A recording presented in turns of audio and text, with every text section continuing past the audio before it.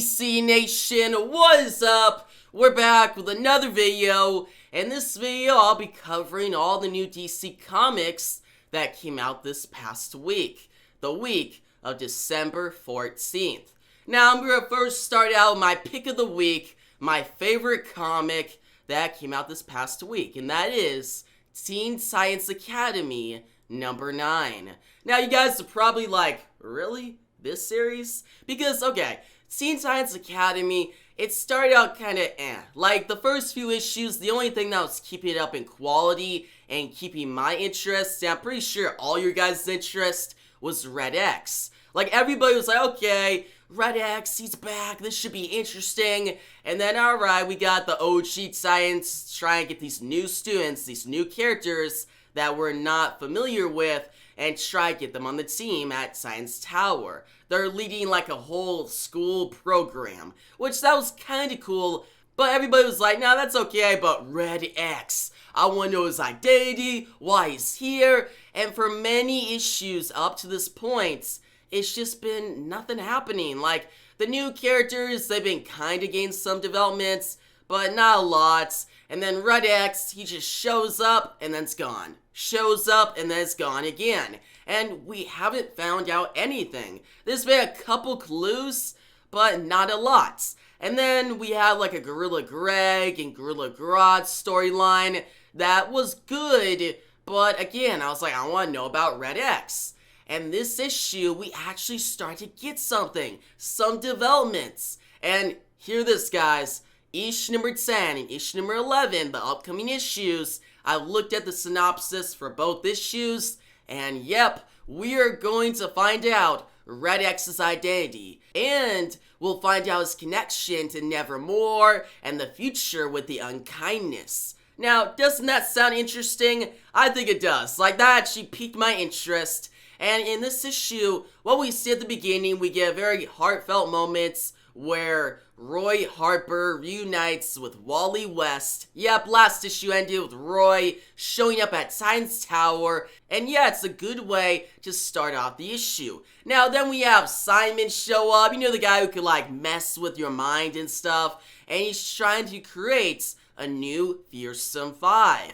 And he gets all these different characters in the Science Tower. There's like 5 of them, and most of them are characters we've been following, like the new Speedster Bolts, also Matt Price, and a couple others. But the character that finishes off the Fearsome 5, who's the 5th member, is Red X. Now, when he showed up in this issue, I was like, okay, that's cool. Like, good twist, like he's back. But he better not just leave again without any developments. But then what happens is Simon starts to take control of these students and all these different people and causing trouble. And at the end of the issue, you see Red X cut off his head. Yep, Red X cuts off his head, holds it. You get this epic double page spread where he's holding the head and the OG Titans come through a portal to see what's going on. Because different students went missing, and those are the ones that were going to be in the new Fearsome 5 for Simon. So the OG Titans are like, we gotta check this out and make sure they're safe. But to show up and see Red X here with Simon's head in his hand, like, it's a very good way to end the issue. Well, yeah, actually, that goes into the ending. The ending is actually Red X, he leaves with Nevermore through a portal. Now, most likely they're going to the Rock of Eternity, or maybe Hell. Like, this could go in any direction. The story is getting very intriguing, and I'm interested. I'm excited for next issue, because finally we're getting some answers. We're finally going to see who Red X is, and what's he's all about. Like, what is his plan? What is his connection to Nevermore? And seeing the OG Science try to deal with the situation, and with Roy Harper and Wally West involved, it just makes the quality way better. Like, you get a lot better interactions between the characters, because now all the OGs are back. It's not just Donna, Beast Boy, and Cyborg, and maybe Raven sometimes. No, you also got Roy Harper, Wally West, and Garth. Yep, Garth, he shows up in this issue. He has a surprising appearance. So yeah, with all these characters back, all the OGs, it makes this series way better. So yeah, guys, this is my pick of the week. I highly recommend it if you're a Teen Titans fan and if you're interested in Red X. Now, speaking of the Titans, next up on our list, we got Titans United number 4. In this issue, we got Nightwing, Starfire, Red Hood, Beast Boy, Raven, all the Titans looking for Connor because Connor has gone missing. We know as the reader that he's being held captive by Blackfire, and she's turning him into, like, a machine. Like, she's about to turn him into, like, the leader of her army.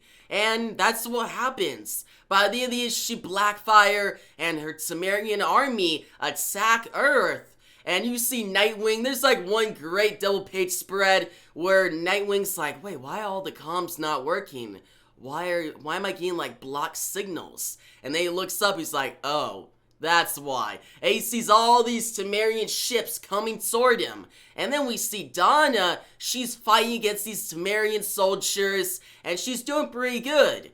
But then Black Zero shows up. Who is Black Zero? Well, it's Connor Kent. No longer Superboy, he is now the leader to Blackfire's army. And he's come to destroy the Titans. And that's how the issue ends. It's a very fast-paced issue. Blackfire gets a good role. Donna gets some spotlight. Starfire does, as she goes to get some help. Well, not help, but information out of Lady, Vic. I was thinking Lady Shiva. It's Lady Vic that's in this issue. But yeah, it's a good issue. Well-paced storyline. Awesome artwork. Like, the artwork fits its own, and it looks really good in certain images. And yeah, if you're a Teen Titans fan and you like Blackfire and just the background and history between Blackfire and Starfire, that whole Cimmerian background, then you'll really enjoy this issue. I recommend it. Next up on our list, we got Batman, the Imposter, number 3. This is the final issue in this Black Label miniseries. And guys, this is a great conclusion. This issue would have been pick of the week, but I chose the Teen Titans Academy book because, okay, Batman, he gets pick of the week like every week basically, and I wanted to get something different out there. Like, I wanted to suggest something different to you guys. But this is still an awesome issue. In this issue, we find out who the imposter is. It's a little predictable, but it's still set very well. And the imposter Batman, he is kick-ass. Like, he is great. Like, how he has guns and he's shooting at Batman and how lethal he is. Like, we get a lot of action in this issue. He fights against Batman. Bruce, he almost dies multiple times. We have a fight in the sewers. We have a fight at like the top of this building. And the one detective, Detective Blair Wong, she has a very interesting role. Like her relationship with Bruce and how Bruce has to try to save her. Well, not save her, but he's trying to keep that relationship, but he can't. Like, he has to be Batman. Also, Batman's relationship with Leslie Tompkins is done very well here, and how everything resolves with the imposter, the final fights, all the build-up, it's done in an amazing way. And also, at the end of this issue, it sets up for a sequel maybe, with the ventriloquist. Like, he may come back and be the villain in the next Batman the Imposter series. I'd be so down for that, because the writer of this series, he did such a good job.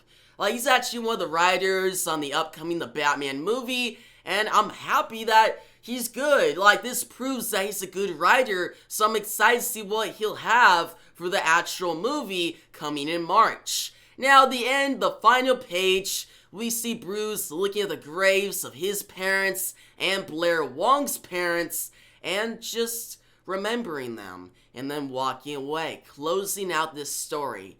And yeah, this was a good experience, a really great mini-series that delved into Batman's character, did something different a little bit, but still stuck to the character's roots. And I like that. Also, the artwork is phenomenal. The action sequences in this issue are done so well. How the sequential artwork flows, like, it keeps you invested. So yeah, Artwork, top-notch. Writing, phenomenal. If you like Batman, then I highly recommend this issue and this Black Label miniseries. Now, next up on our list, we got another Batman comic. It's Batman Urban Legends number 10.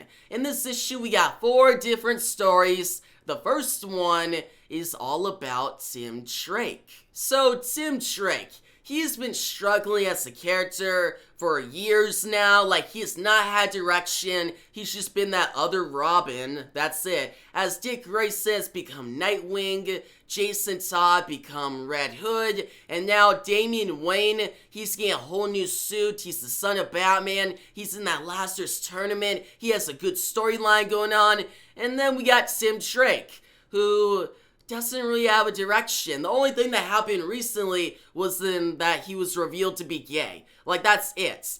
And whether you like that or not, it doesn't change the direction of the character. Like, his sexuality, honestly, I don't care. Like, I don't care at all. I just want to see him get a direction, a new storyline, something new. And in this storyline, in this Batman Urban Legends issue, what we see is Tim Drake. He tries to make Batman happy. Christmas is coming, and Batman, he's brooding, Fear's Day is ending, and he seems to not be happy, and Tim's like, I need to make him happy, like, he's my father in a way. And Tim goes to Dick Grayson, Nightwing, they help each other out as brothers against, like, this villain, I think his name is Tusk, in Bloodhaven, and yeah, I really like Nightwing and Tim Drake's relationship, that bond, it's really well done. There's one moment where Dick tells Tim that you can't make Batman happy. I've been trying for years, but it always hurts my future. You need to focus on your own future. And that moment I was like, okay, yeah, that's what I want. I want Tim to focus on his own future and get something new. Like, whether he's gay or not doesn't matter with his future. Like, that'll be that'll probably be with his character for a while, but we need something different for him than just him being the Robin that shows up once in a while, does something, whatever, like, doesn't do anything really important, and is just neglected. I want Tim Drake in the spotlight more. And Dick Grayson, what he says here, telling Tim to focus on his future, that's great. And from there, Tim Drake discovers that Batman actually is happy. He helps out these homeless people, he helps out different people, and it wraps up the storyline on a good note. You have Batman and Tim Drake above Gotham City looking at the bat signal and just having this bond as father and son. And that's how the storyline ends, and it promises some good Tim Drake storylines for 2022. I hope so. Like, we've been getting this a lot, so we've been having, like, a Tim Drake story every few months, like, one quick one-shot storyline, like, not a storyline, it's just a quick story, and at the end of each one, it's like, hey, be ready, Tim Drake is gonna get a new direction coming next year. We had that last year, 2020. They promised that for 2021. And now they're promising something new for him in 2022. I just hope DC sticks to their promises and actually delivers something interesting for Tim other than just being a neglected Robin. Like, I know that sounds harsh, but it's true. Like, as a Tim Drake fan, I really like his character, but I want something interesting. Damian is getting something really interesting, a great storyline in his Robin solo series. I want Tim to get that same attention, get maybe a solo series of his own, and have a new story direction. Now guys, the other stories in this issue, we got Tweedledee and Tweedledum story where they fight Batman. I don't care about that. Like, I didn't care for part 1, and I don't care for part 2 here. Also, we got an Azrael storyline that wraps up the 3-part story that's been going on these past few issues, and it actually wraps up pretty good. We get an in-depth look at Azrael's character, Sean Paul Valley, and there's good action, amazing artwork, and if you're a fan of Azrael, then I recommend this story. Last, we got a Christmas story all about Nightwing called The Bats of Christmas Past. I think that's the name. but you can already guess what the story's about. It's a classic Christmas story about Dick Grayson and his bond with the Bat family, and it wraps up on a nice note. Like, if you want a fun Christmas story about the Bat family focusing on Nightwing, then this is the story for you. So yeah, guys, overall, this new Batman Urban Legends issue, it's good. It has some good stories and some others that I don't really care about, but I recommend it if you want a good Tim Drake story and actually a really good Azrael story. Next up on our list, we got Batman, The Adventures Continue, Season 2, number 7. And this issue wraps up the Mayor Mayhem storyline. Mayor Mayfield, he gets taken down. We get appearances from Joker, Two-Face, Riddler. Pretty much every popular Batman villain is in this issue, like Two-Face, Poison Ivy, Harley, Clayface, I can name more. But it's just a fun issue. Like, the artwork fits the animated series, it's good. We get a lot of spotlight on Barbara Gordon, Batgirl, some action, and a good resolution. If you've been liking this storyline so far, I recommend this issue. But if you haven't, then wait for next issue. It's to be an all-new storyline that you could jump into. Next up on our list, we got I Am Batman, number 4, written by John Ridley, arts by Christian Deuce and Steven Segovia. Now, good news, no new artists. Like, we're actually sticking to the ones that we've had in previous issues, Steven Segovia and Christian Deuce. And they do a great job. The art in this issue looks really good. Another thing that I like in this issue is Jace Fox. He's actually becoming a better Batman. Him sneaking up on people, him using certain tricks to take down soldiers and magistrate drones. I like his Batman a lot more now. He's coming into his own. And his whole, like, Oracle type character, Vol, I'm liking that character more. But something I'm not liking is the overall story, with the hidden agenda and the seer and how Jace is going after that, trying to see the magistrates, trying something new. Also, Lucius Fox going into it being like, I want what's best for Gotham, but him not knowing, or him not seeing that what he's jumping into is actually causing more chaos. Like, Lucius is funding the new magistrates. It's really the new magistrate. Like, I was not thinking that for a while, but at the end of the issue, the villain, Victor, I think is his name, a very forgettable character so far at least, he sends out these new soldiers called Talos, and they are really just a ripoff of the magistrates' peacekeepers. Like, I'm like, really, are we doing this again? Like, I did not care for the magistrates. I was happy it was over at the end of Fear States, and now we're going into more of it.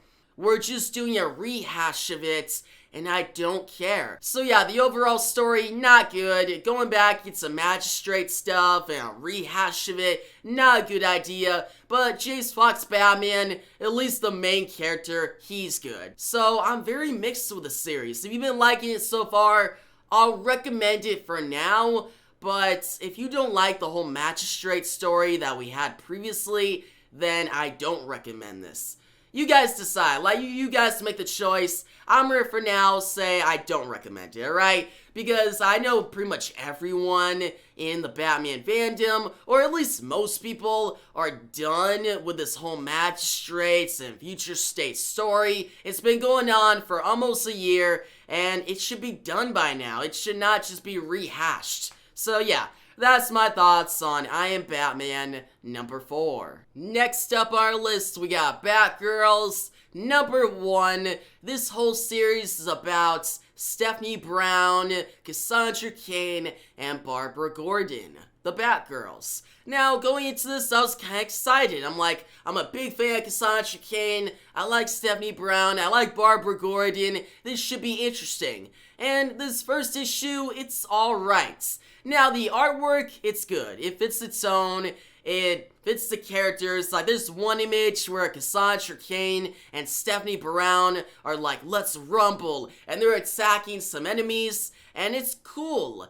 But So far, the story does not have me interested or invested yet, and the ending, I just don't care. Like, it's more stuff with the magistrates, and like I said with the I Am Batman issue, I'm done with that. So, this issue, it's an okay start to the series. If you're a fan of these characters, I recommend it. But if you're not, then don't check it out. Next up on our list, we got Future State's Gotham, number 8, and this issue focuses on Grifter. He's trying to help this one woman who's basically people are hunting her down, and we have some new characters. The next Joker, he shows up, and he is terrifying. Like, at the end of the issue, when he makes his appearance, it's a great entrance. Like, he really makes his presence known. His look is really cool, and now Grifter is in a bad situation. Like, this next Joker is not just some maniac that is trying to put on some makeup and be Joker. No, he actually has an interesting twist, and he's different. That's what I'll say. Like, it's me interested in his character. When I heard the announcement of the next Joker going into the series, I was like, really? That's kind of dumb. Like, the name is stupid, but actually seeing the character, I'm actually excited. Like, I'm looking forward to see more of it and what will happen in the next issue. Also, the appearance of Tobias Well, Wild Dog, and some other characters in this issue like the Core of Owls, it makes this whole storyline more interesting. So yeah, if you like Grifter, if you like the Core of Owls, if you want something that's in the atmosphere of Future States but has nothing to do with the magistrates, then this is for you. Like, this is actually what I like. Like, we're focusing on Grifter. He's a cool character. He is fighting against this new Joker that is, honestly, they just called this character the next Joker to get people on the series. Like, he really is not Joker at all. He has, like, a clown outfit on, but he is far from a Joker like that, I'll say that. So yeah, good issue. The artwork, really well done. It reminds me of manga and that art style, like the black and whites. And yeah, I recommend this issue. Next up on our list, we got Robin and Batman, number 2. This is the early years of Dick Grayson, and this issue, it's Dick's birthday. And Batman takes him to the Watchtower to meet the Justice League. It's a really fun issue, just seeing Dick meet the Justice League and then interact with the Teen Titans. Like, he interacts with Roy Harper, Wally West, Donna Troy, Garth. They go on a mission against like the Royal Flush Gang. It's really great seeing Dick Grayson develop him in his early years, dealing with school, dealing with being among like these gods, these people with superpowers. Now, something I don't like about this series though is how much of a jerk Batman is. In the first issue, it made sense. Like, okay, Batman's trying to make Robin a warrior. He's studying all these different people, and the reason Dick was actually taken to the Watchtower, it wasn't a birthday gift. Was kinda, but that wasn't the main reason. It was for Dick to analyze the Teen Titans, figure out their flaws, and now, if they ever go rogue, he can take them down. Same as Batman knows everyone's weakness on the Justice League, that's what Dick knows for the Teen Titans. That part I like, but how the writer executes it, like Batman, he goes kind of to the extreme, like he's really a jerk. And how he treats Alfred, he just ignores him, and Alfred's like, really? Like, why are you acting like this? Like, I get Batman being a loner, and him just being a straight warrior, like, really focused, no time for fun, no time for distractions, I get that, but that interpretation of the character, it was really out there in the early 2000s, like, that was the main interpretation of Batman. And I think that's gotten old. Like, I don't like that interpretation anymore. It was interesting at first, but it's been done so many times. And seeing it done here, him being a jerk again, him ignoring Alfred, him being like, I gotta be alone, him not really addressing Dick at all. Like, he doesn't say, oh, good job, son. No, he's just like, good job. Alright, you're a warrior. That's what you need to be. I don't really like that. So that kind of brought it down for me, like that brought the issue down, but I still recommend it. Like the writing is still good, and the art fits its own, it's amazing, and the ending with Killer Croc and the calculator gets me interested for the final issue in this mini-series. So yeah, good issue, but just the whole interpretation of Batman, I think it's gotten old, and I don't like it here. Moving on, this is actually our last new comic book this week. It's Joker number 10. And this issue, we have a flashback. Like, this whole issue, it's not the main story going on. Like, we're not on that island with Vengeance, Bane, and Commissioner Gordon almost dying, him trying to escape. None of that. We just go to the past, right after the Killing Joke. Barbara, she's in a wheelchair. Commissioner Gordon, or he's not Commissioner anymore, he's just Gordon, that's it. He's still struggling. He really wants to get back to his job, but he's not allowed. And Barbara, she's lashing out because she can't do anything for her own anymore. She's in a wheelchair. She needs a lot of help. But she doesn't like that. She likes being independent. Now, the big thing this issue is the arrival of James Gordon Jr. Yeah, he shows up, and we see that he's kinda messed up. He's obsessed with the Joker. He wants to find out more about him. And we see like this copycat Joker, actually not even kidnap James Gordon Jr. James Gordon Jr. runs away and hangs out with this copycat Joker. And all the cops of the GCPD think this is messed up. They're like, Gordon, what's wrong with your kid? Like, why is he dressing up like a Joker? Why is he obsessed with him? And Gordon, he's trying to deal with it. He knows his son needs help. Now, my favorite part in this issue is when Batman shows up. Batman, he checks on Gordon, and at the end of the issue, he tells Gordon, get help for your son. Help Barbara. Get her back on her feet. Take care of your family. We all need your help. I need your help. So this is actually I really like, because Batman's not just like, alright Gordon, take care of your stuff, I need your help like right now. No, he's like, okay, I get where you're at. Joker's done a lot of damage to you and your family. Take care of that. And when you're ready, come back to me. I need your help. And it just shows how important Gordon is. And seeing Batman address that and show that importance and show Gordon respect, I like. So yeah, good issue. It's not in the main narrative, it's just a quick flashback story, so technically it's not essential, but if you want to see Gordon's mindset and an in-depth look at his character after the Killing Joke, then I recommend this issue. But yeah guys, that's gonna be all the new DC Comics that came out this past week, but the video's not over yet. It's time for a back haul pull. The back haul pull for this week is Archive DC Editions Batman The Dark Knights Volume 1. Hey guys, check out this cover. Like, it is so dope.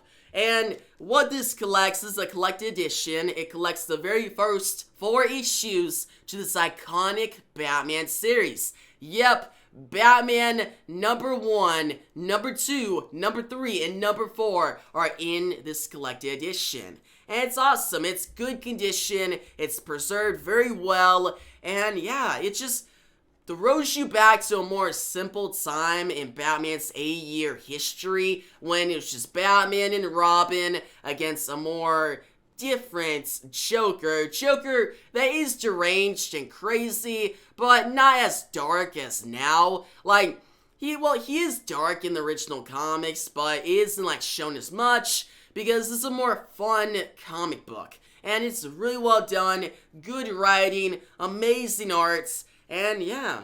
If you guys can find this at a comic book shop, then get it. Like, this is essential to any Batman fan. It's literally his beginning, his origin, the very first appearance of Robin, Joker. We know that the very first appearance of Batman is in Detective Comics number 27, but this very first issue to his own series is still essential. Now guys, I got this collected edition at a comic book shop in California. It was called Alakazam Comics, and it was a great comic shop, very good hospitality, and the guy there, he's really nice, like, he helped me find this, and I found she had a lot of collected editions of The Brave and the Bold, Justice League, Flash, and so many others, and I'll be showing those as backhaul pulls in the upcoming new comic book review videos. So stay tuned, guys. Like, subscribe, hit the notification bell so you don't miss out on that. Like, I really like showing these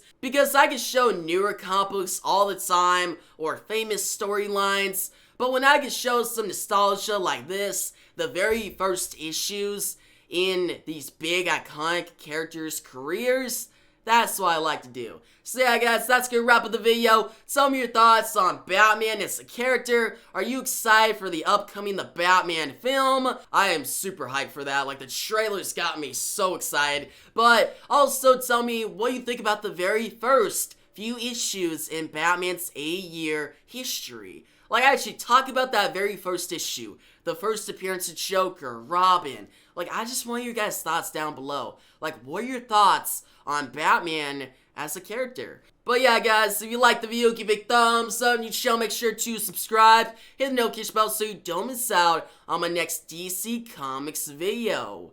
And yeah, thanks for watching, and peace out.